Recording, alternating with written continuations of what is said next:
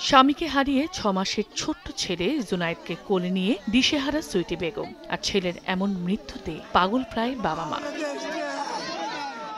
শুক্রবার বিকেল ৪টার দিকে ফরিদপুর সদর উপজেলার কানাইপুর পল্লী বিদ্যুৎ অফিসের পাশের ফিলিং স্টেশনে মোটরসাইকেলে পেট্রোল নিতে যান ওবায়দুর রহমান। হঠাৎ অটোরিকশা ও মোটরসাইকেলে কয়েক যুবক সেখানে গিয়ে মারধর শুরু করে ওবায়দুরকে। এ সময় তার চোখ উপড়ে হাত পা সহ শরীরের বিভিন্ন অংশে জখম করে তারা। পরে স্থানীয়রা তাকে উদ্ধার করে প্রথমে ফরিদপুর মেডিকেলে নিয়ে যায়। অবস্থার অবনতি হলে ঢাকায় নেয়ার পথে মারা যান ওবায়দুর। স্বজনদের অভিযোগ, স্থানীয় সন্ত্রাসী খায়রুজ্জামান খাজা ও ইউপি মেম্বারের বিভিন্ন সময় করা অন্যায়ের প্রতিবাদ করায় হত্যা করা হয় ওবায়দুরকে।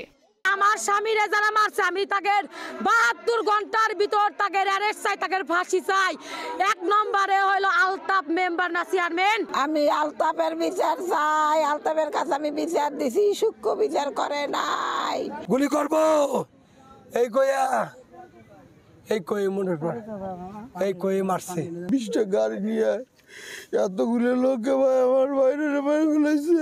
সন্ত্রাসী খাজার ফাঁসি চাই, আলতাফ খুনির ফাঁসি চাই, আমার বাড়ির বিচার চাই। এদিকে শনিবার বিকেল ৩:৩০টার দিকে হত্যাকাণ্ডে জড়িতদের গ্রেফতারের দাবিতে মরদেহ নিয়ে ঢাকা খুলনা মহাসড়কের কানাইপুর বাজার এলাকায় সড়ক অবরোধ করে স্থানীয় জনতা। পরে পুলিশের আশ্বাসে অবরোধ তুলে নেয় তারা। যারা অপরাধ করছে, এত বড় জঘন্য অপরাধ, এদের আমি কখনোই ছাড়ব না। পুলিশ জানায় হত্যাকাণ্ডে জড়িতদের গ্রেফতারে অভিযান চলছে। হত্যা মামলা এজাহার দিলে আমি সত্য মামলা এজাহার চাই। এটা একটা মামলা, নিয়মিত মামলা রুজু হবে এবং আমাদের আসামি যারা মামলার সাথে জড়িত তাদের গ্রেফতারের অভিযান অব্যাহত রয়েছে। ওবায়দুর পেশায় একজন কাঠমিস্ত্রি ছিলেন।